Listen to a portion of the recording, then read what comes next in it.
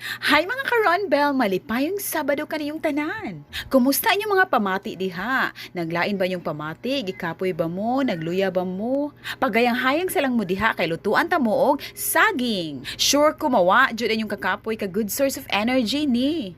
Magsaging sa ba party ta karon. Duha ka klase akong lutuon karon nga saging gardaba. Ako rang gislice-slice og pataas na i-fried maura. Kay hinog naman pwede ra di mo siya pitik-pitikan o ituslob sa asukal. Pero sa mga hinamis diha, pwede ra ituslob din sa asukal or any tamis nga tuslubanan. Kay sabton ra mo labi na wa mo katila og tamis nga relasyon, joke. Speaking of tamis nga relasyon, tamis gyud among relasyon ni isip father and daughter. Mapinanggaon gid kay to siya pagkaamahan.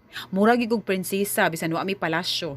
Ang among pinakabandi nga di na ko makalimtan ang pagkaon og saging together. Kay unay lagi kay naalagi tanom nga saging. Pinaka-touching moment kay iyan ang huypundaan ng saging para di ko mahilos inigkaon nako. Nya ko tawan ko nyag Milo kay Milo akong ganahan ipari sa saging sa una pero karon di na ako ganahag Milo pag sukad pagamatay na niya bitaw.